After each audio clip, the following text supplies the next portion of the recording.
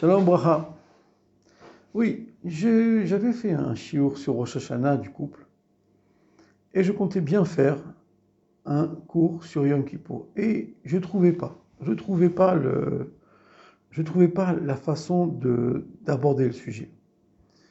Parce qu'il y a tant de détails et tant de bêtises et tant, de l'autre côté, tellement de méchanceté des fois, tellement d'injustice que je ne voyais pas par où attraper le sujet. Et finalement, le texte de la prière de Yom Kippour m'a montré comment il fallait comprendre. C'est cet après-midi que j'ai compris, bien qu'on a fini déjà toutes les fêtes. Mais c'est pas grave. Il faut apprendre quand même. Et je peux pas avancer, je peux pas continuer mes shurim si j'ai pas réglé ce problème-là. Si tout du moins j'ai pas introduit le sujet de Yom Kippour. Yom Kippour, on dit Lifne Hashem Titaharu.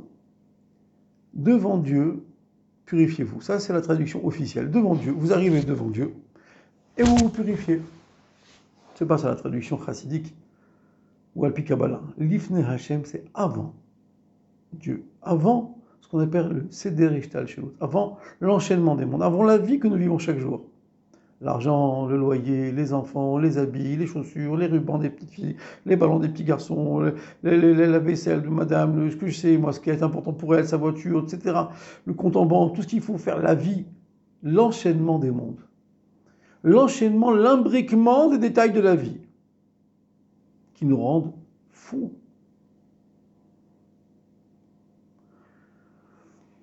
Lifne Hashem Titharu.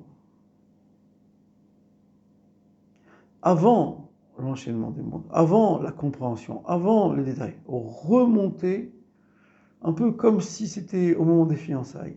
Et il y a une Gemara, si je me souviens c'était dans Shabbat, où maintenant il y a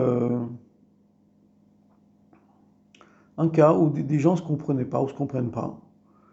Et la Gemara ramène que quand on voit que ça ne va pas, on dit... Alors le maître qui m'avait enseigné, il m'avait dit, ah là là, à cette époque-là, c'était bien, au moment où je t'ai fiancé avec elle, au moment où je t'ai fiancé avec lui, c'était un moment agréable. J'ai écouté une fois, deux fois, trois fois cette explication, j'ai dit, non mon ami, non mon maître, je pensais pas comme ça qu'il faut aller. Il me dit comment? Laisse-moi réfléchir, je sais pas encore, mais c'est pas comme ça. Alors, j'avais réfléchi toute la journée, le lendemain je suis venu en moi, j'ai dit, hey, écoute-moi, comment je pense qu'il faut dire? Retourner au moment où on s'était rencontrés et revoir les détails de la vie qui ont fait qu'on s'est aimé. Et retourner à ce moment-là, avant de s'engager, avant qu'on se soit réellement dit qu'on voulait se marier, avant l'enchaînement des mondes. Atik Yomin, la couronne du temps, au-delà du temps, au-delà de la logique. Revenir avant. Lifne Hashem Titharu, purifiez-vous, retrouvez la pureté avant ce qui se passe dans la vie de tous les jours. Tu sais quoi? Regarde la vérité en face. Ton épouse, elle te dit tous les matins, les enfants, ça me saoule, et c'est difficile, et personne ne considère mon travail, personne ne voit combien je me donne, personne ne comprend combien je prie pour toi, mon mari, etc. Et elle ne te laisse pas tranquille, et elle n'arrive peut-être même pas à expliquer ce qu'elle ressent.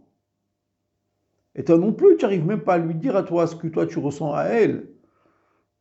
Parce qu'elle est tellement occupée avec ces choses qu'elle n'arrive même pas à comprendre ce qui t'arrive à toi aussi. Lifne Hashem Titharu. Avant Dieu, pas devant Dieu, avant Dieu. Avant, on retourne un petit peu en arrière. Yom Kippour, on ne mange pas.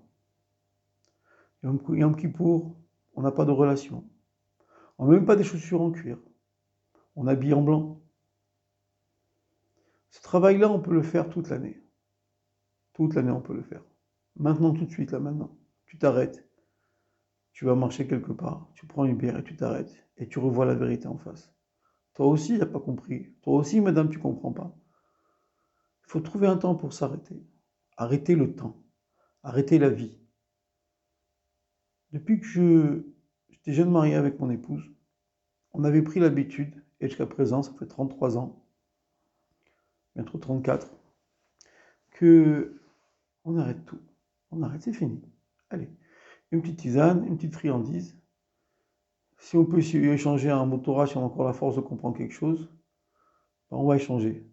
C'est ça Yom Kippour. Monter au-delà de ce qui nous prend la tête.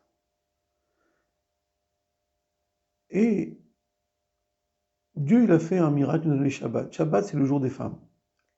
La semaine, c'est les jours de l'homme. Il y a 6 membres dans l'homme. Et la femme est un être qui le règne.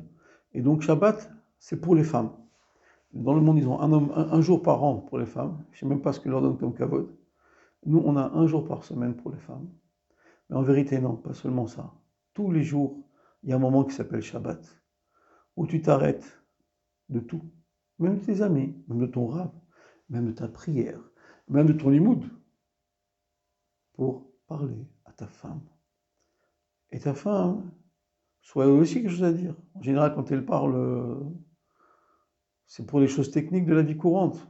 Donc c'est pourquoi elle attend que son mari lui parle. Et c'est lui qui doit amener sa femme au-delà du temps et de l'espace. Les enfants, on se souhaite une bonne année, une année douce, une année agréable, en prenant l'habitude de faire un Yom Kippour chaque soir et de monter au-delà du temps et de se retrouver ensemble. Allez, bonne année!